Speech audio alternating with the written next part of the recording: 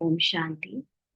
आज 3 जनवरी 2025 बाबा के आज के महावाक्य सुनेंगे। बाबा ने कहा, मीठे बच्चे, आज ही बाबा निराकार बाप तुम्हें अपनी मत देकर आस्तिक बनाते हैं। आस्तिक बनने से ही तुम बाप का वर्षा ले सकते हो। तो निराकार बाप यानी निराकार परमात्मा हमको, यानी जो रोल में डूबे हुए, अभी किरदार में डूबे हुए मन हैं, उनको अभी बाबा ज्ञान देकर शुद्ध आत्मा का, हमारी ओरिजिनल सत्यता का ज्ञान देकर आस्तिक बना रहे हैं। आस्तिक का मतलब जिसको स्वयं की और परमात्मा की सच्ची सच्ची पहचान हो। तो जो अपने को सच्चा सच्चा जान पाता है, परमात्मा को जान पाता है, वही परमात्मा का वर्षा ले सकता है। वर्षा है बाबा का ज्ञान। इस समय हम सब बाबा की मुरली पढ़कर, सुनकर, उससे जो ज्ञान उठा रहे हैं, वो वही उठा सकता है, वही समझ सकता है जिसने अपने को जाना है और अपने साथ बाबा को जाना है। यानी सच्चा सच्चा आस्तिक बना है। तो इस समय बाबा जो परमात्मा है वो हमें अपना और यानी आत्मा का और परमात्मा का सच्चा ज्ञान देकर अपनी सच्चे ज्ञान की रतन दे रहा है, नॉलेज दे रहा है। ये है बाप का वर्षा। उस ज्ञान से, उस नॉलेज से हमको हमारी जो संपूर्ण अवस्था है, हमारी जो सत्यता है, वो वापस मिल जाती है। यानी राजाई आत्मा जो है ही राजा, उसको वो राजाई यानी स्वराज मिल जाता है। ये है भगवान का हमारे लिए वर्षा। आज का प्रश्न है, बेहद की राजाई प्राप्त करने के लिए किन दो बातों पर पूरा पूरा अटेंशन देना चाहिए। बेहद की राजाई यानी आत्मा जो है ही स्वराज अधिकारी, लेकिन इस समय उसका मन ड्रामा में डूबा होने के कारण अपने सत्यता को भूला हुआ है।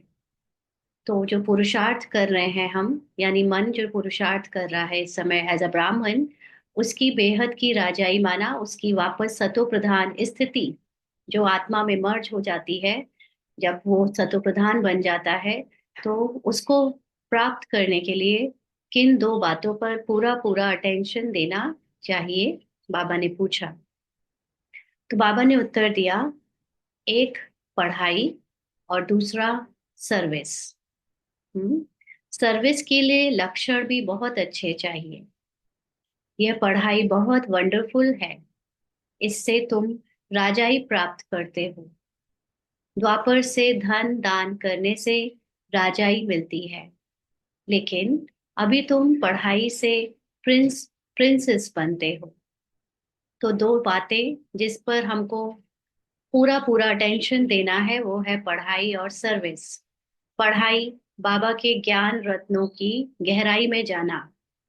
सिर्फ पढ़ने के लिए, एक फॉर्मेलिटी के लिए मुरली नहीं पढ़ना, लेकिन मुरली के रहस्यों को जानना, जिनमें हमारी आत्माभिमानी स्थिति के गहरे रहस्य छुपे हुए हैं। और दूसरा है सर्विस।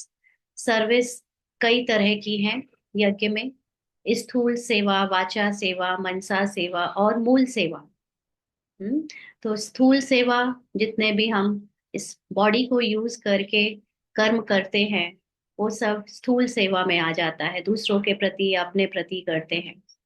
वाचा सेवा सबको पता है, भाषण की सेवा, ज्ञान देने की सेवा, कोर्स कराने की सेवा, ज्ञान रिलेटेड जो भी हम एक दूसरे से डिस्कस करते, वो सब सेवा वाचा सेवा में।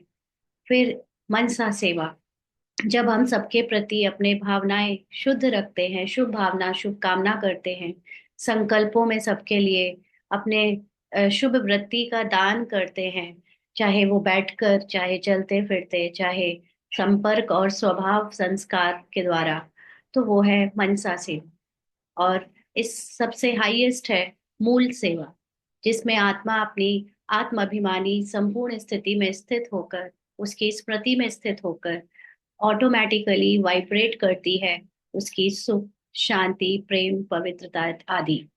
तो सेवा और पढ़ाई, ये दो बातें हम ब्राह्मण को करनी है। और जितना हम ये दोनों अच्छे से करेंगे, उतना ही हम राजाई प्राप्त करते हैं। राजाई का मतलब आत्मा स्वराज अधिकारी बनती है।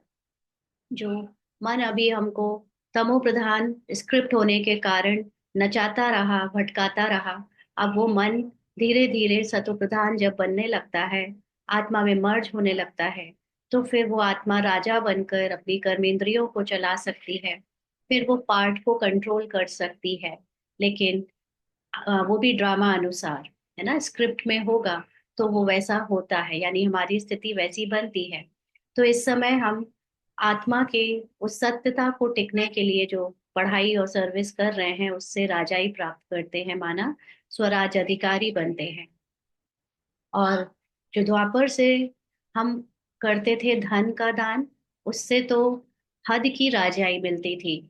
यानी अगर धन बहुत दान किया तो बड़े घर में जन्म मिलता था या राजा बन जाते थे। लेकिन जो अभी हम पढ़ाई कर रहे हैं, इस पढ़ाई से हम प्रिंस प्रिंसेस बनते हैं। तो प्रिंस प्रिंसेस हद के दुनिया में, जब स्थूल वर्ल्ड चेंज हो जाता है, कलयुग से सतयुग आ जाता है, तो हमारा स्वराज अधिकारी होने के कारण हमको सतयुग के देवी देवताओं के रूप में प्रिंस प्रिंसेस बनने को मिलता है। आज का गीत है, हम तीरथ, हमारे तीरथ न्यारे हैं। हम्म। तीर्थ यात्रा पे जाते हैं लोग, भक्ति वाले, तो वो है स्थूल तीर्थ। लेकिन हम आत्माओं का तीर्थ न्यारा है। ओम शांति। मीठे मीठे रूहानी बच्चों ने गीत की एक लाइन सुनी। तुम्हारे तीरथ हैं घर में बैठ चुपके से मुक्ति धाम पहुंचना। दुनिया के तीर्थ तो कॉमन है, तुम्हारे हैं न्यारे।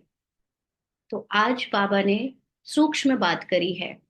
बाबा ने सूक्ष्म तीर्थ का वर्णन किया, माना आज जो ओरिजिनल हमारा तीर्थ होना चाहिए, किसका? आत्मा का, उसकी बात की है। आज बाबा ने स्थूल तीर्थ मधुबन की बात नहीं करी है। क्योंकि जब हम एज अ ब्राह्मण सुनते हैं, एज अ रोल सुनते हैं, तो हमारे लिए फिजिकल स्थान तीर्थ होता है, जो कि मधुबन है। लेकिन तीर्थ का मतलब होता है जहाँ पर लोग श्रद्धा से पहुंचे। हाँ। तो अभी तो जो फिजिकल तीर्थ हैं, तीन चार तीर्थ होते हैं, उसमें सब लोग अंधविश्वास कह लीजिए या परमात्मा का सच्चा ज्ञान नहीं है। तो एक दूसरे को देखकर जो भी कहानियां शास्त्रों में पढ़ी हैं, उससे उसको सुनकर जानकर पहुंचते हैं। फिर जो मधुबन तीर्थ है, वो भी धीरे धीरे बाबा ने कहा सबसे बड़ा तीर्थ बन जाएगा। माना धीरे धीरे लोगों की श्रद्धा चेंज होगी और लोग इस तरफ आने लगेंगे। वहां पर भी लेकिन जिस तरह से पहुंचेंगे, तो वो भी श्रद्धा से पहुंचेंगे, ज्ञान से नहीं, है ना। अभी ओरिजिनल जो तीर्थ है, जिसने यहाँ पर पुरुषार्थ करके अपनी आत्मिक स्थिति बना ली है, उसके लिए ओरिजिनल तीर्थ है मुक्ति धाम। मुक्ति धाम का मतलब हमारी हाईएस्ट कॉन्शियसनेस, वो साइलेंस का वर्ल्ड। तो उस साइलेंस वर्ल्ड में पहुंचना, ये हमारा तीर्थ सबसे न्यारा है। उसमें कोई फिजिकल रूप से पहुंच ही नहीं सकता, और ना ही कोई फिजिकल सेंस के साथ उसे जान सकता है। इसलिए एकदम न्यारा तीर्थ है। दुनिया की तीर्थ तो सारे फिजिकल सेंस, फिजिकल बॉडी वाले, हद की बुद्धि वाले जान सकते हैं, पहुंच सकते हैं। लेकिन इस मुक्ति धाम में हर कोई नहीं पहुंच सकता अभी। हाँ, वैसे तो सब जब शरीर छोड़ेंगे लास्ट जन्म में, जन्म के बाद तो पहुंचेंगे। लेकिन शरीर में रहते हुए उस मुक्ति धाम को अनुभव करना, वहां पर बुद्धि से पहुंचना, ये है खास न्यारा तीर्थ। तो मनुष्यों का बुद्धि योग तो साधु संत आदि तरफ बहुत ही भटकता रहता है। तुम बच्चों को तो सिर्फ बाप को ही याद करने का डायरेक्शन मिलता है, क्योंकि भक्ति मार्ग में क्लियर नहीं है कि भगवान किस रूप में आएगा। तो जो भी साधु संत या किसी भी रूप में हर मनुष्य सोचता है कि शायद इनका रूप रख के भगवान आया हो, शायद इनसे कुछ मेरा भला हो जाए, तो बहुत लोगों की तरफ, साधु संत और मनुष्यों की तरफ ही भटकते रहते थे। ना। लेकिन अभी हमको क्लियर पता चल गया है कि भगवान कौन है, कैसे आया है और क्या कर रहा है। तो उस परमात्मा को, भगवान को जानकर हम उससे ही डायरेक्शन लेते हैं। वह है निराकार बाप। ऐसे नहीं कि निराकार को मानने वाले निराकारी मत के ठहरे, ये बात क्लियर करनी है। ऐसे और भी संस्था और भी बहुत सारे लोग हैं जिन्हों को जो जो परमात्मा को निराकार मानते हैं, लेकिन तब भी वो निराकार का यथार्थ अर्थ नहीं समझते और निराकारी मत नहीं लेते। माना शिव बाबा का बच्चा बनकर, शिव बाबा को अपना पिता मानकर, टीचर मानकर, गुरु मानकर यहाँ पर उनसे भगवान की पढ़ाई या जो हमको भगवान बनाने आया है उसका पुरुषार्थ नहीं करते, भले निराकार को मानते हैं। तो बाबा कहते, दुनिया में मत मतांतर तो बहुत है ना। यह एक निराकारी मत निराकार बाप देते हैं, जिससे मनुष्य ऊंचते ऊंच पद, जीवन मुक्ति व मुक्ति पाते हैं। तो जो भगवान निराकार है, उसकी निराकारी मत का मतलब क्या हुआ? निराकारी मत माना जो हमको भी हमारी निराकारी अवस्था में टिका दे, ऐसी पढ़ाई, ऐसी राय, ऐसे डायरेक्शंस। तो वो भगवान आकर जो हमें दे रहा है, इस आत्माभिमानी स्थिति, इस निराकारी स्थिति को पा लेने से हम इस दुनिया की सबसे हाईएस्ट पोजीशन को पा लेते हैं। और ये हाईएस्ट पोजीशन कोई फिजिकल पद पोजीशन नहीं है, फिजिकल नाम मान शान नहीं है। ये है जीवन मुक्ति और मुक्ति। जीवन मुक्ति का मतलब संसार में रहते हुए भी, इस ड्रामा में खेल खेलते हुए भी, इस खेल के प्रभाव से मुक्त, खेल की सफरिंग से मुक्त, हद की बातों से, हद के परिवर्तन से मुक्त। तो इस अवस्था को पाना बहुत बहुत ऊंची पोजीशन है। और मुक्ति पाना, इस अशांति और शब्दों की दुनिया में अपने साइलेंस को स्थित करना, ये भी मुक्ति बहुत ऊंची पोजीशन है। तो इस समय हम बाबा के इस निराकारी ज्ञान से, जिसमें हम निराकारी स्थिति को पा रहे हैं, उसका अनुभव कर पा रहे हैं, इतना ऊंचा पद पाते हैं। इन बातों को जानते कुछ नहीं है, सिर्फ ऐसे ही कह देते निराकार को मानने वाले हैं। हम्म। अनेका अनेक मते हैं। बहुत सारे ऐसे संस्थाएं भी हैं जो अपना अपना ज्ञान मनुष्य मत चलाती हैं। सतयुग में तो होती है एक मत, क्योंकि एक धर्म है। माना सिर्फ आत्मा का धर्म है, आत्मा का ही ज्ञान है। ज्ञान तो नहीं कहेंगे, लेकिन आत्मा का स्वरूप में स्थित रहते हैं सब। इसलिए इतनी सारी अलग अलग बातें नहीं निकल के आती हैं। कलयुग में है अनेक मत, अनेक धर्म है, लाखों करोड़ों मतें होंगी। घर घर में हर एक की अपनी मत है ना। इस समय पूरे वर्ल्ड में जितने भी लोग, जितने जितने भी परिवार हैं, सबके परिवार में अलग एक कल्चर है, सबकी अपनी अपनी मान्यताएं हैं। हर एक का परिवार, चाहे वो एक ही खानदान से निकला है, लेकिन जब वो परिवार अलग अलग रहने लगता है तो उस परिवार के मुखिया या मेन सदस्य अपने रूल्स रेगुलेशंस चलाते हैं, जिसको बाकी लोग फॉलो करते हैं। तो ऐसे डिवाइड करके अनेक कल्चर बनते चले जाते हैं, जिसको हम परंपरा कह सकते हैं ना। तो ये कलयुग में है इतनी सारे मत। यहाँ तुम बच्चों को एक ही बाप ऊंचते ऊंच मत देते हैं, ऊंचते ऊंच बनाने की। तो ऊंच का मतलब कोई हाइट से ऊंचा नहीं है, हाँ, स्थिति से ऊंचा। तो जो हाईएस्ट स्थिति में स्थित परमात्मा है, वो हमको भी हमारी हाईएस्ट स्थिति में स्थित कराने आया है।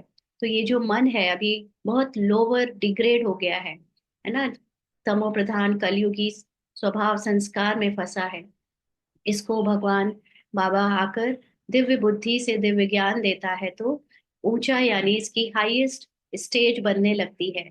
ये अपने अपनी स्थिति से बहुत ऊंची सोच का, संकल्पों का, संस्कारों का बनने लगता है। तुम्हारे चित्र देखकर बहुत लोग कहते हैं कि यह क्या बनाया है, मुख्य बात क्या है। क्योंकि जो चित्र बने हैं वो बहुत गोपनीय बने हैं, रहस्यमय बने हैं। उनमें पूरी कहानी है ज्ञान की, बाबा की। लेकिन ऐसे कोई देख कर नहीं पर अंदाजा लगा सकता कि ये क्या है। तो मुख्य बात क्या है, जब वो ऐसे पूछते हैं तो बोलो कि यह रचयिता और रचना के आदि मध्य अंत का ज्ञान है, जिस ज्ञान से हम आस्तिक बनते हैं। आस्तिक बनने से बाप से वर्षा मिलता है, नास्तिक बनने से वर्षा गवाया है। तो जब कोई पूछे कि बताओ इतने सारे जो चित्र हैं उसको शॉर्ट में बताओ, तो क्या बोलो कि हम आपको परमात्मा यानी रचयिता और उसकी रचना यानी हम सब, उसके आदि मध्य अंत यानी ये जो पूरा संसार का खेल है, ड्रामा है।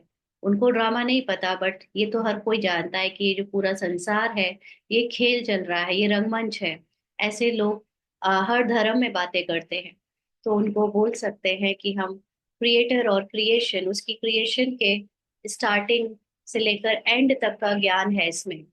और जिसको जान लेने से हम आस्तिक बनते हैं, माना हमारी जो रियलिटी है, जो हम हैं, वो हम जानकर उस वास्तविकता में टिककर आ, सब कुछ पा लेते हैं भगवान से। तो उनको आस्तिक बनाना मतलब, ऐसे तो वो कहेंगे कि क्या हम भगवान को नहीं मानते, आप कैसे कह सकते हो कि हम आस्तिक नहीं है। लेकिन हम उनको एज इट इज ये शब्द तो नहीं बोल सकते, बट बाबा अभी हमारे लिए आस्तिक शब्द जब यूज करता है, तो आस्तिक का मतलब है सोल कॉन्शियस, जिसको अपना और परमात्मा का ड्रामा का पूरा ज्ञान है। और नास्तिक मतलब बॉडी कॉन्शियस, जो शरीर को और इस संसार को सच मानकर चलता है। तो इसलिए जब हम देह के भान में आए तो नास्तिक बन गए, पूरा वर्षा गवा दिया, माना अपनी सुख शांति, अपनी पवित्रता सब कुछ खो दिया।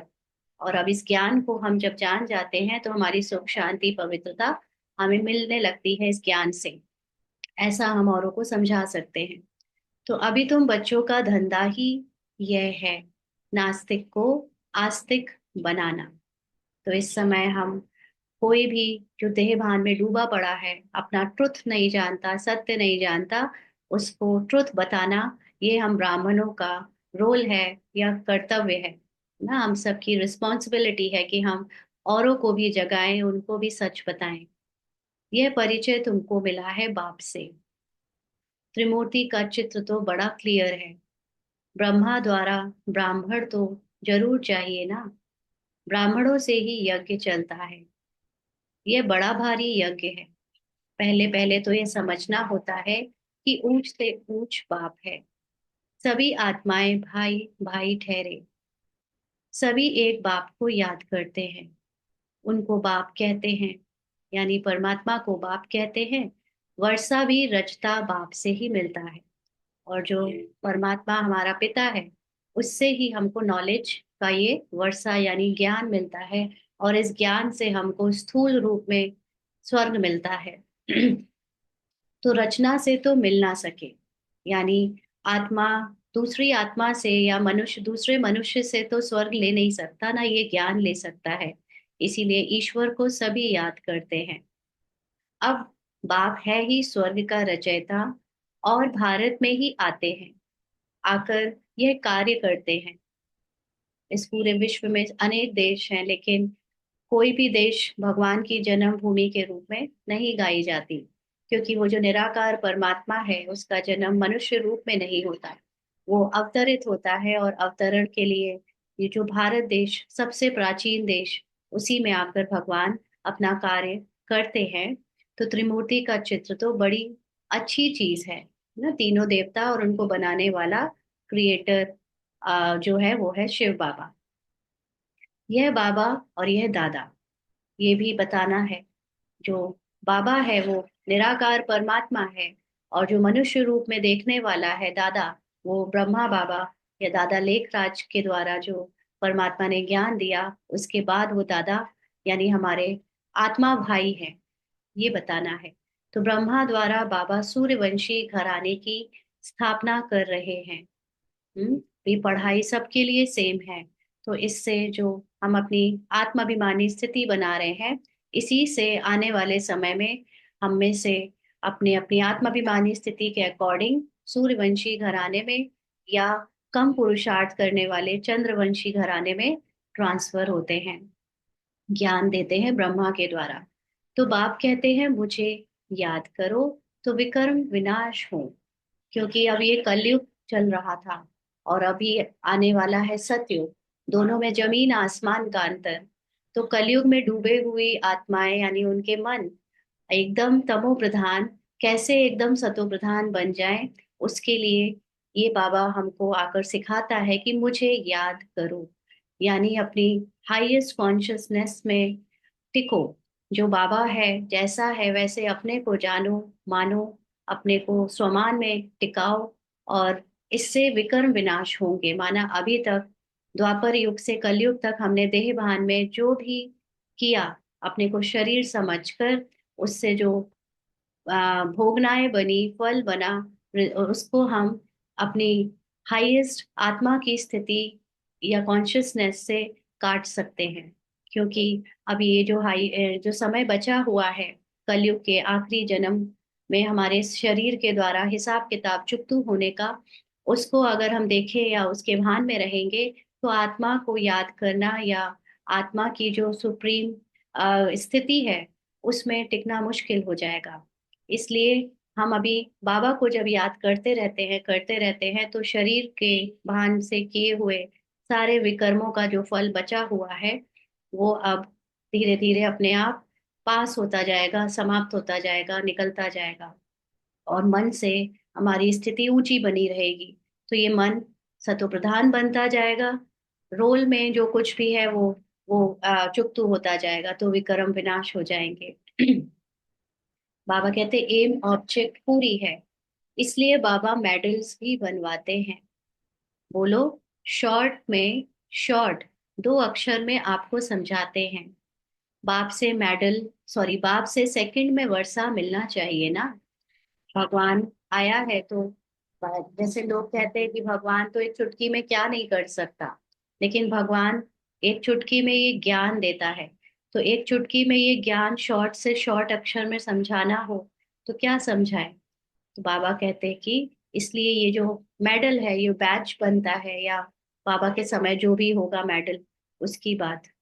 हाँ, यहाँ तो बैज लग रहा है हमको, बाकी मेडल मतलब वैसे तो गले में पहनने वाला मीनिंग होता है, बट यहाँ पर क्या है, वो बाबा के समय क्या था वो तो नहीं पता, लेकिन हो सकता है बैच हो। तो उसको समझा के हम शॉर्टेस्ट ज्ञान दे सकते हैं, भगवान हमको क्या समझाने आया है। तो बाप है ही स्वर्ग का रचयिता, क्योंकि उसमें लक्ष्मी नारायण या कृष्ण का चित्र बना हुआ है, तो वो समझा सकते हैं उस मेडल से। ये मेडल तो बहुत अच्छी चीज है, परंतु बहुत देह अभिमानी बच्चे समझते नहीं हैं। मतलब जो, चाहे बाबा के बच्चे चाहे बाहर वाले, जो शरीर के भान में हैं, वो इस सतयुग लक्ष्मी नारायण के बारे में या कृष्ण को के बारे में, जो कि हम ही बनते हैं, ऐसा समझ नहीं पाते। क्योंकि देह भान कहता है कि हम भगवान कैसे हो सकते हैं, हम देवता कैसे हो सकते हैं, है ना। ये ज्ञान स्वीकार नहीं कर सकते रोल कॉन्शियस या बॉडी कॉन्शियस वाले। तो इसलिए कई बच्चे देह भान वाले अभिमान वाले समझते नहीं। इनसे सारा ज्ञान है 1 सेकंड का। तो ये जो मेडल है उसको समझाएं तो 1 सेकंड में सारा ज्ञान मिल सकता है। बाबा भारत को ही आकर स्वर्ग बनाते हैं, नई दुनिया बाप ही स्थापन करते हैं। यह पुरुषोत्तम संगम युग भी गाया हुआ है। यह सारा ज्ञान बुद्धि में टपकना चाहिए। तो बाबा के बच्चे जो ये रोज ज्ञान सुनते हैं, पुरुषार्थ कर रहे हैं, संगम युग को अपना बेस्ट टाइम बना रहे हैं, तो उनके बुद्धि में हर समय संगम युग की बातें, जो ज्ञान बाबा दे रहा है वो ज्ञान बुद्धि में टपकते रहना चाहिए। उसी का मनन चिंतन या उसी की रिवीजन चलनी चाहिए। कोई का योग है तो फिर ज्ञान नहीं, धारणा नहीं होती। सर्विस करने वाले बच्चों को ज्ञान की धारणा अच्छी हो सकती है। तो कई आत्माएं, कई बाबा के ऐसे ब्राह्मण पुरुषार्थी बच्चे हैं जो योग में तो कई कई घंटे बैठ सकते हैं, बैठते हैं, बहुत समय देते हैं योग में, लेकिन प्रॉपर ज्ञान नहीं है, ज्ञान के गुहे रहस्य क्लियर नहीं है। इसीलिए जब तक ज्ञान के साथ योग ना करें तब तक धारणा नहीं होती। धारणा का मतलब आत्माभिमानी स्थिति नहीं बनती।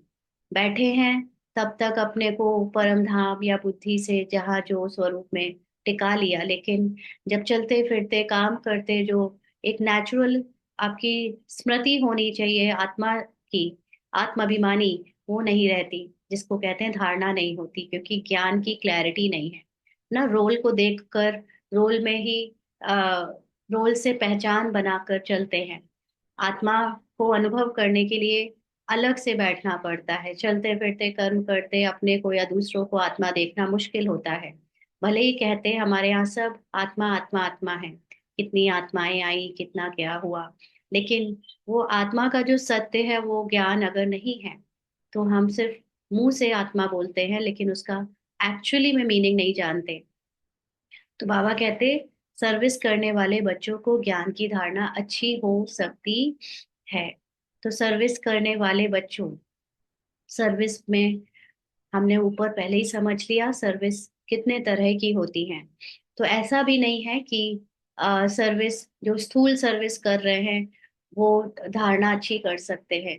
धारणा का मतलब होता है आत्माभिमानी स्थिति बनना, और आत्माभिमानी स्थिति बनाने के लिए सेवा चाहिए, मनसा सेवा या मूल सेवा ना। जरूरी नहीं कि वाचा सेवा या जो स्थूल सेवा कर रहे हैं वो अच्छी धारणा करें, क्योंकि ये तो हम वैसे भी कर सकते थे। जब हम लौकिक के काम काज करते थे तो भी स्थूल सेवाएं करते थे। तो जब तक ज्ञान की पराकाष्ठा ना हो हमारे अंदर, जब तक हम अपने ज्ञान के स्मृति से, नॉलेज को गहराई से समझने से या उसका स्वरूप बनने से सर्विस ना करें, तब तक वो धारणा अच्छी नहीं हो सकती। इसलिए यहाँ पर सर्विस करने वाले बच्चे माना, जिनका ज्ञान का मनन चिंतन अच्छा चलता, जो अच्छे से समझकर औरों को समझाते और उसको धारण करते हैं। तो बाप आकर मनुष्यों को देवता बनाने की सेवा करे और बच्चे कोई सेवा ना करे तो वह क्या काम के। तो मेन बात है कि सेवा किसी भी तरह की करे। बाबा तो हमेशा कहता है स्थूल करो, वाचा करो, मनसा करो। कोई नहीं कह सकता कि मेरे पास सेवा नहीं है ना। यहाँ तक कि जो घर गृहस्थी में रहते हैं, जो बाहर सेवाओं के लिए पार्ट में नहीं जा पाते, तो वो घर गृहस्थी को ही सेवा स्थान समझकर उस उसमें अपनी आत्माभिमानी स्थिति से सबकी सेवा करें, तो वो भी उनकी सेवा में ही काउंट होगा। ऐसा नहीं है कि सेंटर पे या मधुबन जाकर ही सेवाएं होती हैं। आप जहाँ रहते हो, जहाँ आपको पार्ट मिला है, जिन लोगों के बीच में रहने का पार्ट मिला है, उनको आत्मा के रूप में देखना, जिनके भी संपर्क में आना, उनको भी आत्मा के रूप में देखकर बाबा के बच्चे समझकर संपर्क में आकर लेन देन करना, माना ज्ञान का लेन देन करें, चाहे अपने गुणों की लेन देन करें, तो ये भी सेवा है। तो अगर बाबा के बच्चे बने और कोई सेवा ना करे, चाहे वो गुणों की, चाहे वो शुभ भावना की, चाहे वो अपने अंदर से खुशी की, ना शांति की, स्मृति की, शक्ति की, कोई भी सेवा करे, लेकिन अगर नहीं करते तो क्या काम के। हम पहले जैसा ही जीवन जिए जा रहे हैं, पहले ही जैसा देह भान देह अभिमान में है। तो फिर बाबा का बच्चा भी बने, मनुष्य की से देवता बनने की पढ़ाई भी करे और फिर सेवा ना करे, तो फिर ऐसा भी बाबा का बच्चा किस काम का। तो बाबा कहते वह दिल पर चढ़ कैसे सकते। हाँ, बाबा के दिल पर चढ़ना माना बाबा के फेवरेट बनना। और फेवरेट बनने का मतलब जो बाप समान बने ना। स्कूल कॉलेज में जो टीचर होते हैं उनको कैसे बच्चे पसंद होते हैं, जो उनके जैसा बने, उन जो वो कहे वो ऐसा करे। तो बाबा हमसे क्या कहता है, बाबा की आज्ञा क्या है कि अपने को आत्मा समझकर ये ड्रामा का किरदार निभाओ। तो अगर हम ऐसा नहीं कर पाए किसी भी तरह से, तो फिर बाबा के दिल पर कैसे चढ़ सकते। बाप कहते हैं ड्रामा में मेरा पार्ट ही है रावण राज्य से सबको छुड़ाना। राम राज्य और रावण राज्य भारत में ही गाया हुआ है। अब राम कौन है यह भी जानते नहीं, गाते भी है पतित पावन भक्तों का भगवान एक। तो पहले पहले जब कोई अंदर घुसे तो बाप का परिचय दो, है ना। जब भी कोई पहले पहली बार आए तो उसको बाबा का परिचय दो। आदमी आदमी देखकर समझाना चाहिए। कौन सा मनुष्य, क्या चाहिए उसे, किस तरह का है, कैसी बुद्धि है, समझना चाहता है या किसी और पर्पज से आया है, हर तरह से उसको परखना चाहिए और फिर समझाना चाहिए। बेहद का बाप आते ही हैं बेहद के सुख का वर्षा देने। उनको अपना शरीर तो है नहीं, तो वर्षा कैसे देते हैं?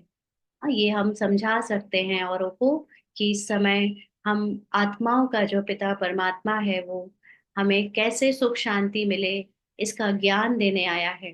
लेकिन वो ज्ञान कैसे दे? उसका अपना शरीर तो है नहीं। तो खुद कहते हैं कि मैं इस ब्रह्मा तन से पढ़ाकर राजयोग सिखलाए यह पद प्राप्त कराता हूँ।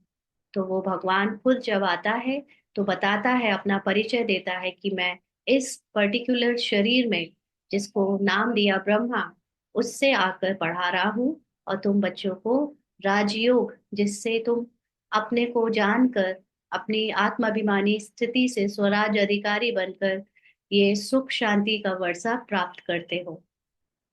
तो इस मेडल में सेकंड की समझानी है। जो पैच होता है ना, जिसमें लक्ष्मी नारायण कृष्ण का चित्र होता है, उसमें देखकर कोई सेकंड में समझा सकता है कितना छोटा मेडल है। परंतु समझाने वाले बड़े देही अभिमानी चाहिए ना। जब हम देह भान में समझाते हैं, है ना, हमारी कॉन्शियसनेस आत्माभिमानी नहीं है, लेकिन हमें ज्ञान सारा है और हम अपने ब्राह्मण रोल में हैं, यानी रोल की पहचान में है, तो हमें ज्ञान दूसरों को देने के लिए बहुत बोलना पड़ता है, बहुत विस्तार में जाते हैं। कभी कुछ बताने लगेंगे, कभी कुछ बताने लगेंगे, कभी किसी भी तरह से सामने वाले को कन्विंस करने लगते हैं। लेकिन जो आत्माभिमानी होते हैं, उनके सामने जब कोई आता है तो वो आत्माभिमानी स्थिति से परख लेते हैं इसको क्या चाहिए, और फिर अब बहुत कम शब्दों में, थोड़े से ज्ञान में ही उसको यथार्थ ज्ञान समझा देते हैं। इसीलिए जो देही अभिमानी होकर सेवा करता है उसके नंबर ज्यादा होते हैं।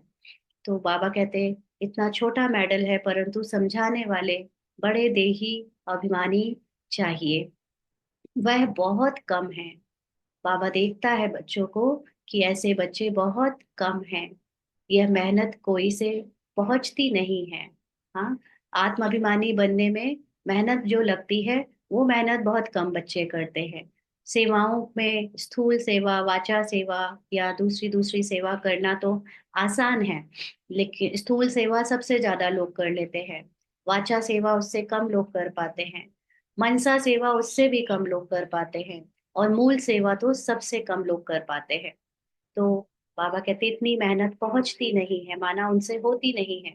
इसलिए बाबा कहते हैं चार्ट रख कर देखो, सारे दिन में हम कितना टाइम याद में रहते हैं। सारा दिन ऑफिस में काम करते याद में रहना है। तो जब बाबा चार्ट रखने की बात करता है तो ये चार्ट रखने का भी उसका मीनिंग सबके लिए बदल जाता है, अलग अलग हो जाता है।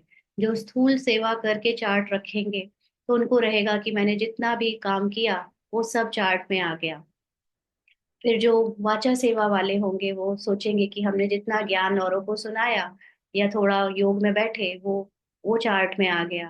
फिर ऐसे करते करते अने सबके लिए चार्ट की डेफिनेशन लंबे लंबे घंटों की होती है कि हमने इतने घंटे काम किया, इतने घंटे सेवा करी, तो वो सब चार्ट में लिख देते हैं। लेकिन एक्चुअली में चार्ट जो होता है वो है अपनी आत्मिक अवस्था में स्थित रहना। तो वो बाबा ने अभी कुछ दिन पहले भी मुरली में बताया था, मुश्किल से 15 मिनट 10 मिनट ही बनता है, इससे ज्यादा तो कोई कर भी ना सके, है ना। तो मूल सेवा में जिसमें हम पूरी समय अपनी आत्मा का ज्ञान मनन चिंतन करते रहते हैं, बाबा ने जो ड्रामा का ज्ञान दिया है उसका मनन चिंतन करते हैं, ये सारा याद में आ जाता है। और इसी को बाबा कहता है कि चलते फिरते ऑफिस में काम करते याद में रहना है। ये सब चेक करना है। फिर उसमें हमको घंटे लिखने की जरूरत भी नहीं है, क्योंकि हम नहीं काउंट कर सकते कि इसका कैसे टाइम निकाले। ये तो एक समझ है ना। जब ज्ञान आपकी समझ में चला जाता है, उस समझ के साथ पूरे दिन आप जो पार्ट प्ले करते हो, सेवा करते हो, फिर उस समझ का आप कोई मिनट, कोई टाइम नहीं निकाल सकते। ये तो बैठने वाले योग का ही टाइम निकाला जा सकता है। चलते फिरते काम करने वाले योग का या जो हमारी स्थिति है उसका कोई टाइम नहीं निकाला जा सकता। लेकिन वो चार्ट एक्यूरेट देना माना अपने आप को अटेंशन रख कर देखना, हर समय कर्म करते चलते फिरते या सोचते, आत्मा के अंदर यानी मन के अंदर जो स्थिति है वो रोल में डूबी हुई है या अपने सोल के सत्य में की याद में है। तो ये अटेंशन रखना एक्चुअली में ओरिजिनल सबसे ऊंचा चार्ट है, जो कि एक मूल स्थिति वाला ही रख सकता है। हम्म। मूल सेवा मीन्स वाइब्रेशन से सेवा, जो आत्मिक स्थिति से होती है। तो बाबा कहते हैं कर्म तो करना ही है। यहाँ योग में बैठा कर कहते हैं बाप को याद करो। तो उस समय जैसे सेंटर में आप जाते हैं या कोई भी, तो वहां तो बैठकर ही थोड़ी देर आप घंटा 2 घंटा 4 घंटा योग कर सकते हो। लेकिन उसके अलावा जो समय बचा उसमें तो हमें कर्म करने ही पड़ते हैं। तो उस समय कर्म तो जब सेंटर में होते हैं या मधुबन में, तो उस समय कर्म तो नहीं करते हो। तुमको तो कर्म करते याद करना है। ये बैठ के योग सिखाना ये एक तरीका है कि हमें एक्चुअली में हमारी स्मृति चेंज हो जाए, हमारे अंदर ये याद हो जाए स्मृति में कि हमें हम कौन हैं। जैसे एक छोटा सा जब बच्चा होता है, स्कूल जाता है तो उसको सारी अल्फाबेट, छोटा बड़ा सारी चीजें टेबल्स वगैरह बैठ कर याद कराते हैं। फिर एक बार उसको फर्स्ट क्लास सेकंड क्लास तक रिवाइज करते करते बैठकर उसे ये बिल्कुल नेचुरली याद हो जाता है। फिर वो चलते फिरते बात करते भी कोई बुक पढ़ेगा, कोई न्यूज़पेपर पढ़ लेगा या कोई हिसाब किताब लगाना है, तो वो सारा ज्ञान जो उसने बैठकर किया था याद, अब उसको वो प्रैक्टिकली यूज करने लगा। और फिर वो जितना यूज करता है उतना ज्यादा उसके अंदर वो बढ़ता जाता है। तो इसीलिए ये जो बैठकर योग करने का हमारा बचपन का टाइम था, उसको हमने यूज करके अभी प्रैक्टिकल कर्म करते हुए करना है, यूज करना है। क्योंकि वो जो समझ है, वो स्थिति है, अब सिर्फ बैठकर करने से पूरी नहीं होगी। उसको तो हमें अपने डेली लाइफ में यूज करना है, कर्म करते यूज करना है। यही टारगेट था बाबा का, कि हमें चलते फिरते कर्म करते ऐसे आत्माभिमानी बना दे। नहीं तो बैठने की आदत पड़ जाती है। फिर हम सोचते हैं योगी मतलब बैठने वाला, पलथी मार के, सीधी पीठ करके, और वो जो दिखने वाला योगी फिर वही योगी रह जाते हैं। फिर चलते फिरते वाली तो बात ही नहीं आती है ना। लेकिन सही समझ के साथ हमें योगी बनना है, क्योंकि योगी का मतलब बैठने वाला योगी नहीं, सिर्फ काम करते चलते फिरते समझ के साथ अपने को आत्मा समझकर ड्रामा से न्यारे होकर चलने वाला योगी ही एक्चुअली में हमें राजयोगी है। तो बाबा कहते हैं कर्म करते याद में रहेंगे तब कर्म योगी सिद्ध होंगे। बाबा हमें कर्म योगी बनाने आया है ना। इसीलिए देवता हर समय आत्मिक अवस्था में रहते हैं पाठ बजाते हुए। तो वो अवस्था हमको अभी बनानी है। पाठ तो जरूर बजाना है। आप जो कुछ भी जिम्मेदारियां कहानी में जो कुछ भी मिला है वो तो जरूर करना है। इसमें ही माया विघ्न डालती है। ये समझ जब तक क्लियर नहीं होती तो ये ड्रामा रियल लगता है, और ये ड्रामा माया के रूप में हमें अपने सत्य में टिकने से बार बार विघ्न डालता है। तो सच्चाई से चार्ट भी कोई लिखते नहीं है। सच्चाई का मतलब आत्मा के सच को अपने अंदर अटेंशन रखकर याद रखते हुए जो ड्रामा का झूठा रोल है, हाँ उसको उससे अलग करते हुए बाबा को साफ साफ कोई बताता नहीं ना। क्योंकि हम लोग एज अ ब्राह्मण ये ज्ञान क्लियर ही नहीं कि सच्चा सच्चा चार्ट होता क्या है। हम तो सोचते कि जो बैठ कर किया, जो मुरली सुन ली, ये है चार्ट। लेकिन चार्ट का मतलब है हमने आत्माभिमानी होकर रोल से अपने को कितना न्यारा रखा, कितना अपने सत्य में टिके, उसका चार्ट। और वो जब जानते ही नहीं तो बताएंगे कैसे बाबा को। तो बाबा कहते कोई कोई लिखते हैं आधा घंटा पौन घंटा याद में रहे, सो भी सवेरे ही याद में बैठते होंगे। भक्ति मार्ग में भी सवेरे उठकर राम की माला बैठ जपते हैं। ऐसे भी नहीं उस समय एक ही धुन में रहते हैं, नहीं, और भी बहुत संकल्प आते रहेंगे, है ना। ये तो सभी को पता है कि अमृत वेला उठो चाहे जब उठो, मॉर्निंग में बाबा को जब भी याद करो तो और संकल्प भी आते रहते हैं। तीव्र भक्तों की बुद्धि कुछ ठहरती है। माना जिनका दुनियादारी से कोई मतलब नहीं है, जिसको भगवान के सिवा किसी से प्यार नहीं है, उनकी बुद्धि फिर भी कुछ एकाग्र हो जाती है। यह तो है अजपा जाप। माना यहाँ कोई मंत्र नहीं, यहाँ कोई जाप नहीं करना, सिर्फ समझ की बात है। समझ से हमको अपने आत्मा में स्थित रहकर औरों को आत्मा के रूप में देखते हुए कर्म करना है। तो ये नई बात है ना। गीता में भी मन मनाभव अक्षर है, परंतु श्री कृष्ण का नाम देने से श्री कृष्ण को याद कर लेते हैं, कुछ भी समझते नहीं। मेडल हाथ में, सॉरी, पेडल साथ में जरूर हो। बोलो, बाप ब्रह्मा तन से बैठ समझाते हैं, हम उस बाप से प्रीत रखते हैं। मनुष्यों को तो ना आत्मा का ना परमात्मा का ज्ञान है, सिवाय बाप से, सिवाय बाप के यह ज्ञान कोई दे ना सके। यह त्रिमूर्ति शिव सबसे मुख्य है, पाप और वर्षा। इस चक्र को समझना तो बहुत सहज है। प्रदर्शनी से भी प्रजा तो लाखों बनती रहती है ना। थोड़ा भी ज्ञान किसी ने सुना तो वो सब प्रजा के रूप में बनते जाते हैं। राजाएं थोड़े होते हैं, उन्हों की प्रजा तो करोड़ों की अंदाज में होती है। उन्हों की मतलब ये जो द्वापर कलयुग के राजा हैं, उनकी प्रजा तो करोड़ों की अंदाज में होती है। प्रजा ढेर बनती है। और सतयुग त्रेता में भी प्रोपोर्शन जो है राजा और प्रजा का, वो भी बहुत हाई है। मतलब एक महाराजा और इतनी सारी प्रजा। तो बाकी राजा बनाने के लिए पुरुषार्थ करना है। तो मेन बात है ये जो हम आत्माभिमानी स्थिति बना रहे हैं पुरुषार्थ करके, ये है मुख्य काम। है ना। इसमें राजा बनना माना पहले जो यहाँ पर अपनी कर्मेंद्रियों को जीतेगा, आत्मा राजा की स्थिति में स्थित होगा, वही फिर सतयुग त्रेता का राजा बनता है। बट हम सतयुग त्रेता की बात को छोड़कर अगर अभी की बात करें, तो अभी राजा बनना जरूरी है ना। प्रजा का मतलब जो पर जा, यानी जो अभी भी आ, पर यानी शरीर के भान में रहकर या दूसरे की मत पे चलते हैं। और राजा का मतलब जो अपने आत्मा की हाईएस्ट कॉन्शियसनेस में स्थित होकर मन को, बुद्धि को, संस्कार को चलाते हैं, कर्मेंद्रियों को चलाते हैं। तो यहाँ पर जो हम सब पुरुषार्थ कर रहे हैं वो है अपने आप को राजा बनाने का। बाकी प्रजा यानी प्रजा तो बनी बनाई है, वो तो वैसे पहले भी दूसरों की मत पे चलते थे, अभी भी चलेंगे। ज्ञान ले लिया है, दैट्स इट। हाँ, ज्ञान भी थोड़ा सा सुन लिया थोड़ी देर का और हो गया, प्रजा बन गए। वो पहले से ही प्रजा ही है, क्योंकि दूसरों की मत पे चलते हैं। तो जो जास्ती सर्विस करते हैं वे जरूर ऊंच पद पाएंगे। यानी जिनका अपने पे कंट्रोल है, जो बैलेंस रखकर सेवा करते हैं, याद के अपनी आत्मिक अवस्था के साथ सेवा करते हैं, वो जरूर ऊंचा पद पाएंगे। ऊंचा पद का मतलब हाई कॉन्शियसनेस, कर्मेंद्रियों पर विजय प्राप्त करेंगे। कई बच्चों को सर्विस का बहुत शौक है।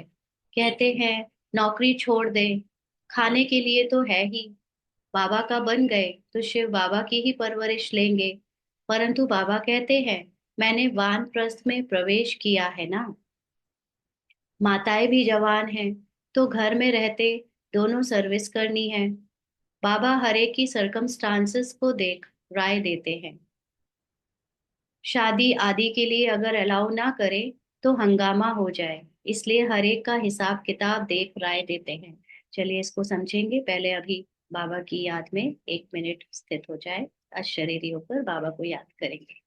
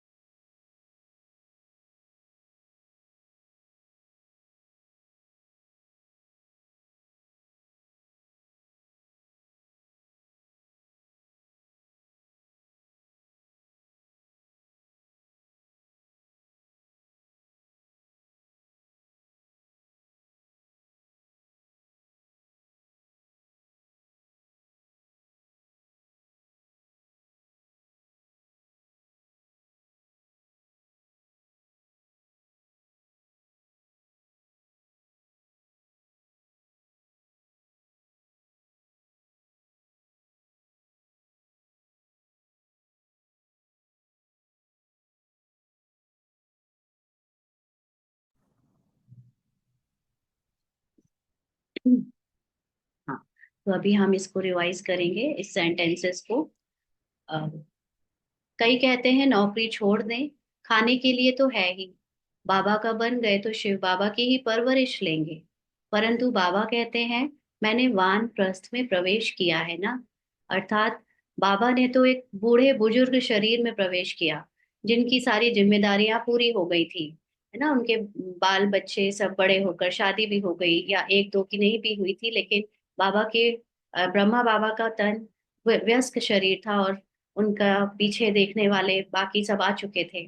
इसलिए बाबा, जो बच्चे ये कहते हैं कि सर्विस करने के लिए हम नौकरी छोड़ दें, तो बाबा कहते हैं कि अभी तो आप सबको आगे का जिम्मेदारियां जो निभानी है उसमें देखना है।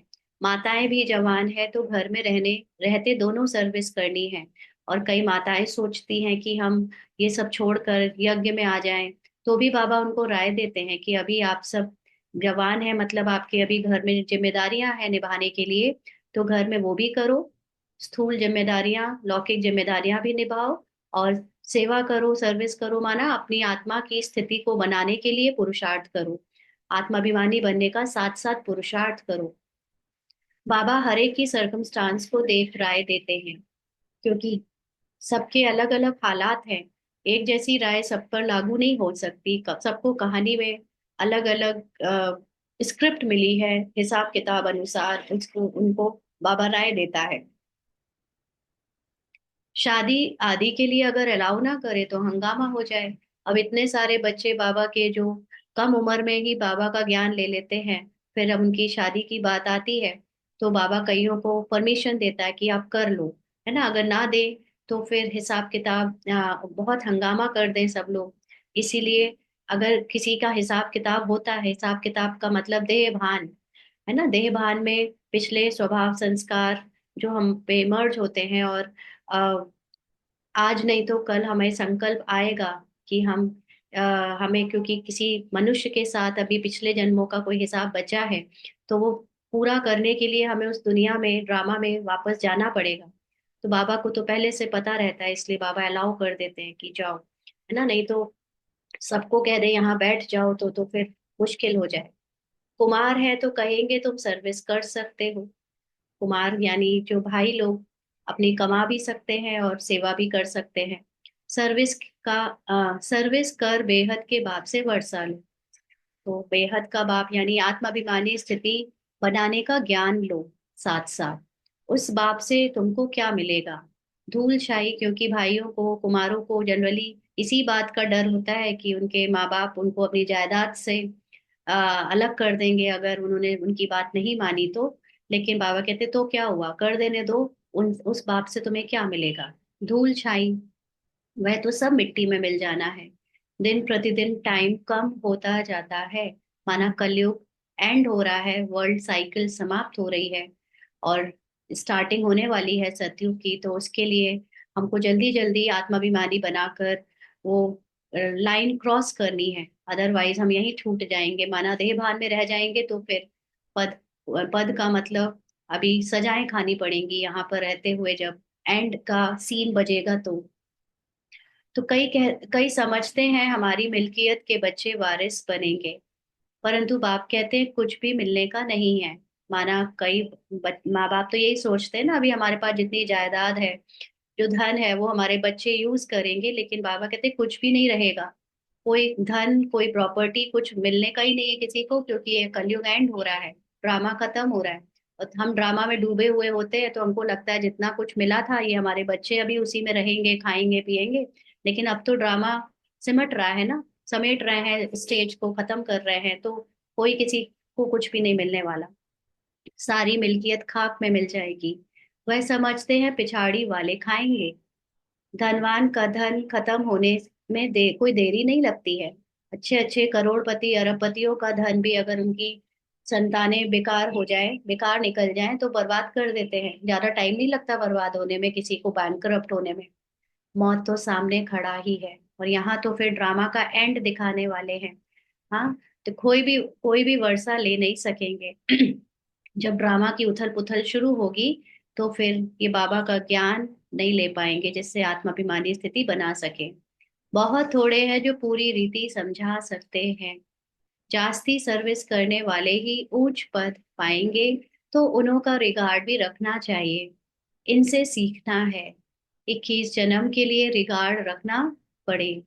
ऑटोमेटिक जरूर वह ऊंच पद पाएंगे, तो रिगार्ड तो जहां तहां रहना ही है। खुद भी समझ सकते हैं, जो मिला सो अच्छा है ना। कई बार पुरुषार्थ में हम लोग बहुत थकने लगते हैं, जैसे कोई रेस कर रहा हो, और रेस में जिसकी जितनी स्पीड है वो उतना ही दौड़ सकता है। कितनी भी मेहनत कर ले तेज दौड़ने की, लेकिन जो तेज दौड़ रहा है उसको वो कैलिबर मिला ही है, वो आगे निकल ही जाता है। तो फिर जब रेस दौड़ते हैं तो हम जितना दौड़ सकते हैं उसमें ही फिर खुश हो जाना चाहिए, है ना। ऐसे ही पुरुषार्थ में भी जितना कर सकते हैं, जितना हो सकता है हम अपने पूरी कैपेसिटी से करें। लेकिन फिर जितना हो सके उसमें खुश होना चाहिए, क्योंकि वो भी बहुत ऊंची स्टेज है संसार के लोगों के कंपैरिजन में। तो बाबा कहते हैं, जो मिला सो अच्छा है, इसमें ही खुश होते हैं। बेहद की राजाई के लिए पढ़ाई और सर्विस पर पूरा अटेंशन चाहिए। यह है बेहद की पढ़ाई, यानी आत्माभिमानी बनने की पढ़ाई। यह राजधानी स्थापन हो रही है ना, इसीलिए जितना जितना आत्माभिमानी बनेंगे उस हिसाब से राजधानी में आएंगे। इस पढ़ाई से यहाँ तुम पढ़कर प्रिंस बनते हो।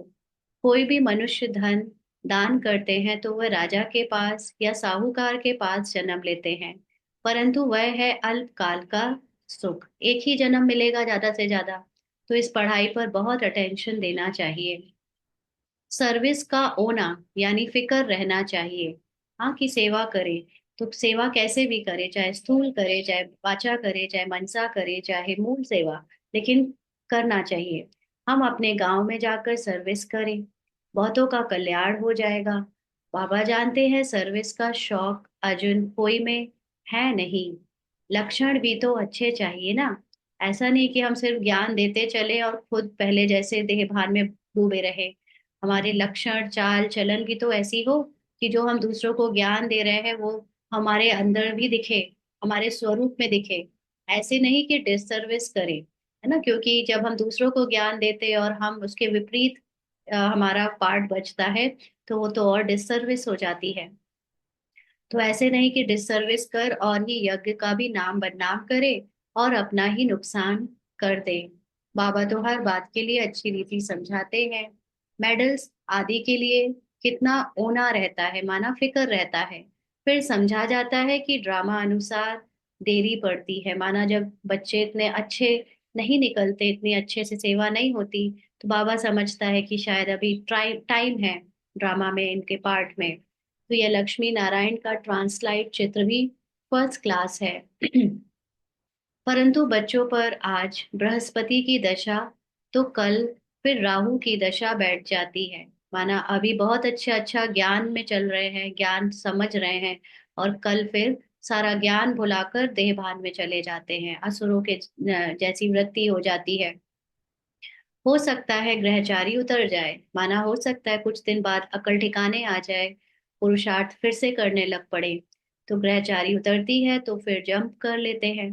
पुरुषार्थ कर अपना जीवन बनाना चाहिए, नहीं तो कल्प कल्पांतर के लिए सत्यानाश हो जाएगी।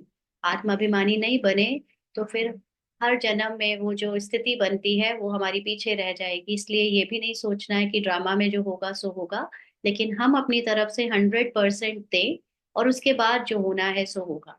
हमारी तरफ से कमी नहीं रह जानी चाहिए।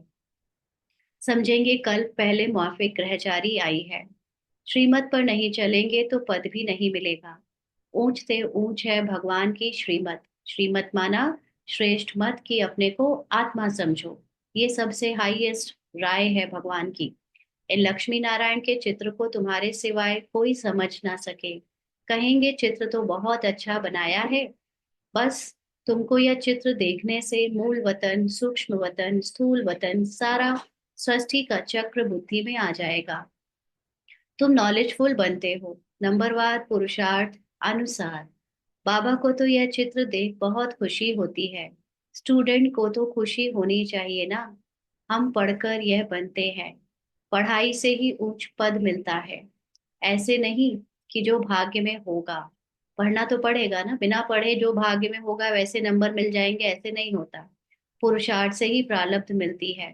पुरुषार्थ कराने वाला बाप मिला है, उनकी श्रीमत पर नहीं चलेंगे तो बुरी गति होगी। पहले पहले तो कोई को भी इस मेडल पर ही समझाओ, फिर जो लायक होंगे वह झट कहेंगे हमको यह मिल सकते हैं। तो बाबा कहते हैं हाँ क्यों नहीं, इस धर्म का जो होगा उसको तीर लग जाएगा, है ना, उसको ज्ञान समझ आ जाएगा, उसका कल्याण हो सकता है। बाप तो सेकंड में हथेली पर बहिष्ट देते हैं। इसमें तो बहुत खुशी रहनी चाहिए। तुम शिव के भक्तों को यह ज्ञान दो। बोलो, शिव बाबा कहते हैं मुझे याद करो तो राजाओं का राजा बन जाएंगे। बस सारा दिन यही सर्विस करो। हाँ, अपने को आत्मा समझ कर सेवा करो, चाहे स्थूल चाहे मूल, है ना। मूल में तो होती ही है अपनी उस स्थिति से सेवा, लेकिन स्थूल वाचा सब में आत्मा की स्थिति में स्थित होकर करो। खास बनारस में शिव के मंदिर तो बहुत हैं, वहाँ अच्छी सर्विस हो सकती है। कोई ना कोई निकलेंगे, बहुत इजी सर्विस है, कोई करके देखो। क्योंकि ये इजी सर्विस क्यों है, क्योंकि एक्चुअली में हम कुछ करने वाले होते नहीं, हम सिर्फ निमित्त बनकर किसी के पास जाते हैं।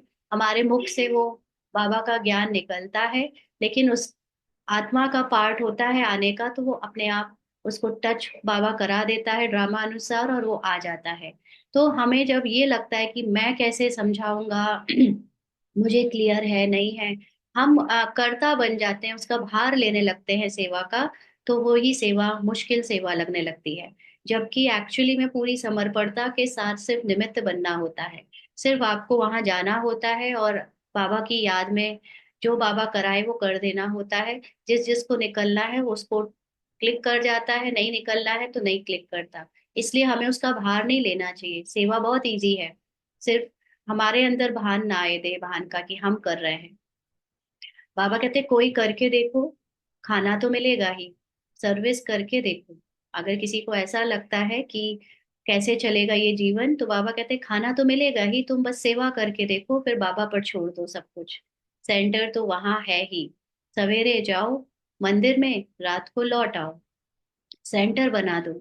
सबसे जास्ती तुम शिव के मंदिर में सर्विस कर सकते हो। ऊंचते ऊंच है ही शिव का मंदिर। बॉम्बे में बबुलनाथ का मंदिर है।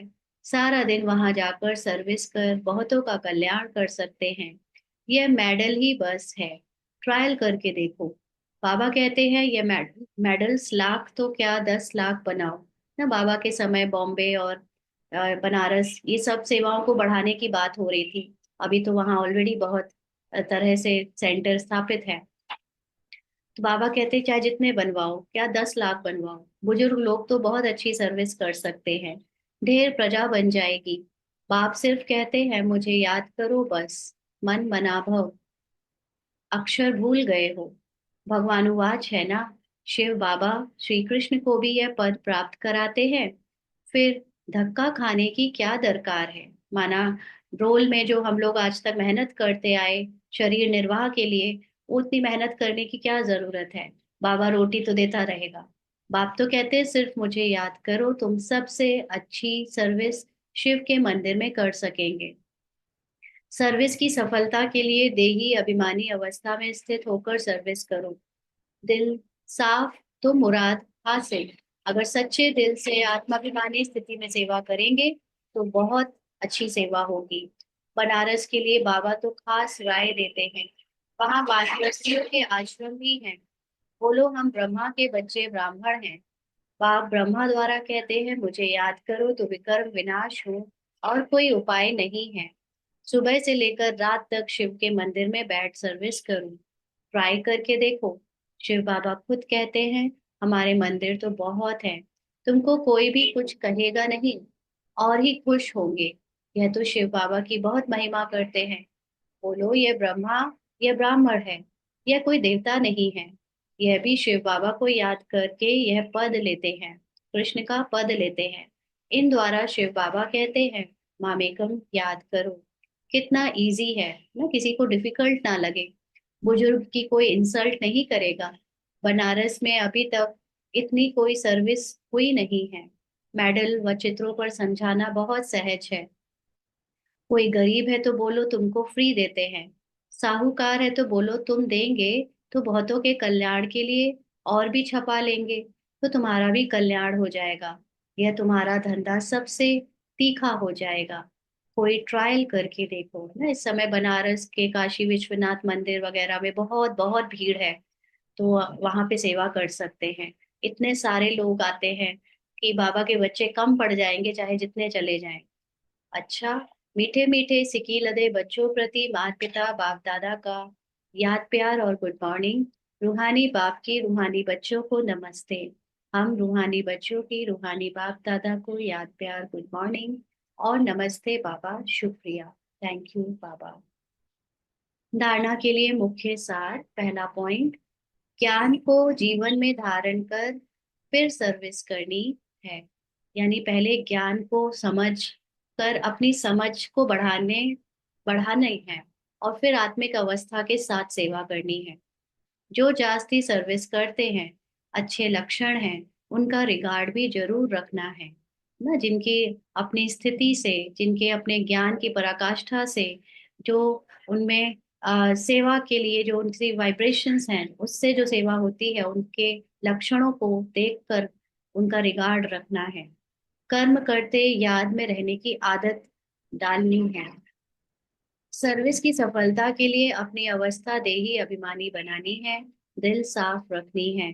तो सर्विस की सफलता सिर्फ ये नहीं होती कि कितने लोग निकले ज्ञान में, कितने लोग आ गए ज्ञान में। सर्विस का एक्चुअली में सूक्ष्म रहस्य है अपनी आत्म अवस्था बनाना। हम बाहर जो भी कर रहे हैं, किसी को ज्ञान सुना रहे हैं, मूल सेवा, सॉरी, स्थूल सेवा कर रहे हैं, वाचा सेवा कर रहे हैं, ये सब बाहर जिसको जब आना है वो आता जाएगा। वो तो हम केवल निमित्त मात्र एज अ फिजिकल बॉडी वहां पहुंच जाते हैं, और वाचा से हम जो बोलते हैं वो सिर्फ एक निमित्त है। वो एक्चुअली में रियलिटी नहीं है सेवा की सफलता की। सेवा की सफलता की रियलिटी है जब मेरी आत्माभिमानी स्थिति बन जाती है। क्योंकि बाबा, हम इतने बच्चे जो ऑलरेडी बन चुके हैं, उनको बाबा आत्मा की पढ़ाई इसीलिए करा रहा है कि हम चलते फिरते बोलते हर समय नेचुरली सोल कॉन्शियस रहे। लेकिन हमको सेवा करनी पड़ती है, ये बाबा लालच देकर कराता है कि तुम प्रजा बना रहे हो। तो हमको लगता है कि ये हम राजा बन जाएंगे प्रजा बनाने से। प्रजा का मतलब ये नहीं है कि आप राजा बन जाओगे, प्रजा तो अपने आप बन जाएगी। जिसको ज्ञान में आना है वो अपने आप आएगा। ड्रामा अनुसार कोई भी निमित्त बनता है। लेकिन अगर हम आत्माभिमानी नहीं बने, हम सोल कॉन्शियस नहीं हुए, तो ना तो हम राजा बन पाएंगे, फ्यूचर के राजा, और ना इस जन्म के राजा। यानी इस जन्म में हम अपनी कर्मेंद्रियों को नहीं जीत पाएंगे, मन बुद्धि संस्कार पर राज्य नहीं कर पाएंगे अगर सोल कॉन्शियस नहीं हुए तो। इसीलिए सेवा की सफलता का मतलब स्वयं की आत्माभिमानी स्टेज बनना। तो जितना ज्यादा हम आत्माभिमानी स्टेज का अभ्यास करेंगे, क्योंकि कर्म तो करने ही है, चाहे घर में रहते हुए 4 लोगों की सेवा करे, चाहे बाहर जाकर हजारों की सेवा करे, वो तो बाहर से और घर के लोगों का होता रहेगा ड्रामा अनुसार। लेकिन मेरी सफलता है मेरी आत्माभिमानी स्थिति। इसलिए कर्म करते कोई भी तरह का करे, आत्मा का या ज्ञान स्मृति में रहे, आत्मा की सत्यता का आभास रहे, और अटेंशन देना है कि ड्रामा में ना डूब जाए। इसको कहते हैं दिल साफ रखनी है। आज का वरदान है, सर्व समस्याओं की विदाई का समारोह मनाने वाले समाधान स्वरूप भव। सर्व समस्याओं की विदाई का समारोह मनाने वाले समाधान स्वरूप भव। ये सारी समस्या कहाँ एग्जिस्ट करती हैं, सारी प्रॉब्लम्स कहाँ पर है? ड्रामा में है, रोल में है, कैरेक्टर में है। आत्मा के लिए कोई समस्या हो ही नहीं सकती। आत्मा की स्थिति या आत्मा की ओरिजिनल स्टेट में, जो कि बाप समान स्टेट है, क्या कोई कहेगा कि भगवान के लिए बड़ी समस्याएं हैं सुलझाने को? हाँ, कोई कहता है ऐसे? कह नहीं सकता। क्योंकि भगवान को ये समस्या दिखती ही नहीं, ये लगता ही नहीं समस्या है। क्यों? क्योंकि भगवान जानता है कि ये नाटक है, ये कठपुतलियों का खेल है। उसमें वो जो जो जैसी कहानी रची गई है वो एंटरटेनमेंट के लिए है, कुछ भी सच नहीं है। तो जैसे हम अपने को बाबा के समान उस मूल, उस आत्मिक स्थिति में स्थित करते चले जाते हैं, तो ये जो ड्रामा की सर्व समस्याएं हैं वो अपने आप हमसे हमसे न्यारी होती चली जाती है, और हम उनसे न्यारे होते जाते हैं। उस स्टेज को कहते हैं समाधान स्वरूप। तो बाबा ने हमको समाधान स्वरूप भव का ऑलरेडी वरदान दिया है। तो समाधान स्वरूप आत्माओं की माला तब तैयार होगी जब आप अपनी संपूर्ण स्थिति में स्थित होंगे। जिसने अपने को ज्ञान से उस आत्मा की संपूर्णता में स्थित किया है, जो ड्रामा को ड्रामा समझकर, नाटक समझकर, माया के एक खेल समझकर अपने से न्यारा कर लेता है, वो ही समाधान स्वरूप आत्मा की माला में आता है। तो संपूर्ण स्थिति में समस्याएं बचपन का खेल अनुभव होती हैं। जैसे पेरेंट्स के लिए जो बच्चों के खेल होते हैं, वो कैसा लगता है, अरे ये इसमें क्या है ना। ऐसे ही जब हम पेरेंट के समान यानी बाप समान बन जाते हैं, तो ये जो बच्चों का ड्रामा में खेल चल रहा है, उसमें जो समस्याएं दिख रही हैं, वो जैसे खेल लगेंगी, समाप्त हो जाएंगी, क्योंकि वो ड्रामा में है, और ड्रामा तो बना बनाया फिक्स्ड है। ये ज्ञान हमको अनेक समस्याओं से मुक्त कर देता है, क्योंकि अगर डायरेक्टर ने मूवी में कोई प्रॉब्लम डाली है, तो उसने उसका सॉल्यूशन भी जरूर डाला होगा, क्योंकि प्रॉब्लम और सॉल्यूशन के साथ ही ड्रामा एंड होता है। और ये खेल इंटरटेनमेंट के लिए है। हमको सिर्फ अपने को उससे न्यारे रखकर साक्षी दृष्टा रखना है, अपनी संपूर्ण स्थिति जो आत्मा की संपूर्णता है उसमें स्थित रखना है। तो जैसे ब्रह्मा बाप के सामने यदि कोई बच्चा समस्या लेकर आता था, तो समस्या की बातें बोलने की हिम्मत भी नहीं होती थी, वह बातें ही भूल जाती थी। क्या होता था, ब्रह्मा बाबा कंप्लीट आत्माभिमानी, एक आत्मा जिसका साकार शरीर से, साकार दुनिया से कोई रिश्ता नहीं है, और वो आत्मा की स्थिति में सातों गुण आठों शक्तियों से भरपूर हैं। तो अभी कोई बच्चा आए कि बाबा मेरे घर में मेरे पति बहुत परेशान कर रहे हैं, हाँ, तो बाबा के सामने बाबा की आत्मिक अवस्था जो वाइब्रेशन है, वो उसको फील करा देती थी। ऐसे मन से नहीं, लेकिन सूक्ष्म रूप में, कि ड्रामा का बच्चा, ड्रामा का पति, ड्रामा की पत्नी, ये क्या होता है। आत्मा के लिए ये सब क्या है। आत्मा के लिए ना कोई पति है ना कोई पत्नी है। जब कोई पति पत्नी नहीं, तो कोई समस्या ही नहीं। तो वो बाबा के सामने ऐसी बातें बोल भी नहीं सकता था, क्योंकि वो बाबा ने जिसको समझा दिया है सारा खेल है, तुम उसमें केवल किरदार के रूप में एक्ट कर रहे हो। फिर क्या बच्चा, क्या पति, क्या पत्नी, क्या पैसा, क्या धन, क्या ये समस्या, क्या बीमारी, ये सब तुम हो ही नहीं। तो उसके सामने, बाबा के सामने किसी को ऐसी बातें बोलने की हिम्मत ही नहीं पड़ती थी।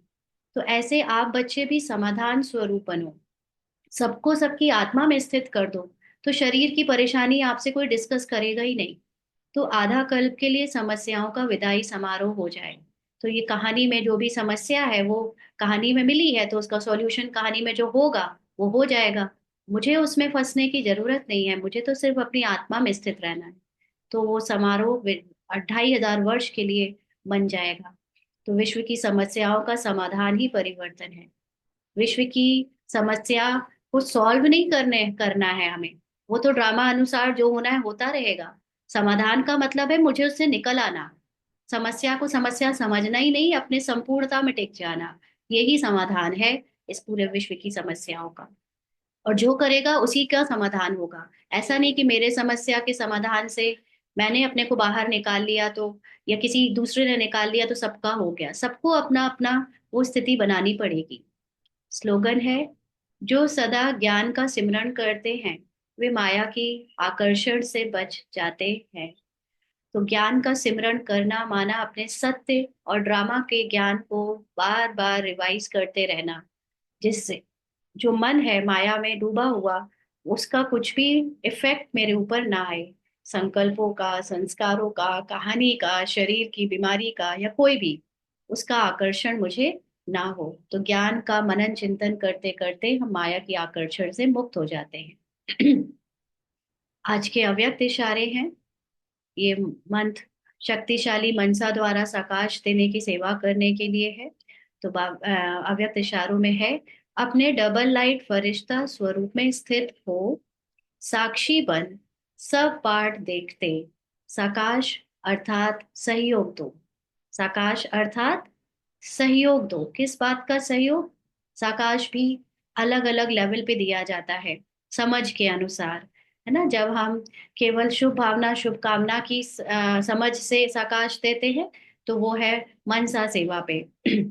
हम अपने को रोल समझकर दूसरे के रोल को ही देखकर शुभ भावना, शुभ कामना दे रहे हैं। लेकिन जब हम साक्षी बनते हैं, साक्षी भी दो तरह से बनने की नॉलेज है। कोई कोई रोल में रहते हुए साक्षी बनता है कि मैं एज अ मदर साक्षी होकर बच्चे का पार्ट देख रही हूँ, लेकिन वो कंप्लीट नॉलेज नहीं है। उसमें आप कंप्लीटली साक्षी हो भी नहीं सकते। जो मूल बात है वो है आत्माभिमानी स्थिति में ड्रामा के कैरेक्टर्स के अटैचमेंट से बाहर निकलकर अपने को आत्मा में स्थित करके बाबा के समान स्मृति से साक्षी होकर ड्रामा के खेल को देखना। तो जब हम इस स्थिति से साक्षी होकर औरों के पार्ट को देखते हैं तो वो साकाश होता है, वो सहयोग होता है, क्योंकि आप सर्व के कल्याण के निमित्त हो। यह साकाश देना ही निभाना है। इस समय हम जितना ये अब प्रयास कर रहे हैं अपने पुरुषार्थ में कि हम दूसरों के रोल में नहीं फंस रहे, दूसरों के कमजोरियों को का चिंतन नहीं कर रहे, या अपनी कमजोरी अपने रोल को सच मानकर उसमें फंस नहीं रहे, यही सबसे ऊंची साकाश है। सबसे ऊंचा सहयोग है इस विश्व के प्रति और अपने प्रति। लेकिन ऊंची स्टेज पर स्थित होकर साकाश तो, ऊंची स्टेज माना अपनी हाईएस्ट कॉन्शियसनेस के ज्ञान को मर्ज करके उसमें स्थित होकर फिर रोल को, अपने चाहे दूसरों के रोल को अपनी स्मृति से सहयोग दो, साकाश दो। तो वाणी की सेवा के साथ साथ मनसा शुभ भावनाओं की वृत्ति द्वारा साकाश देने की सेवा करो। तो ज्ञान सुनाओ, सुनो, लेकिन साथ साथ अपने मन में औरों के पाठ के प्रति कोई भान ना रहे, प्रभाव ना रहे, और हम सबके सत्य को देखते रहे, ये भी सेवा साथ साथ करते रहो। अच्छा। ओम शांति।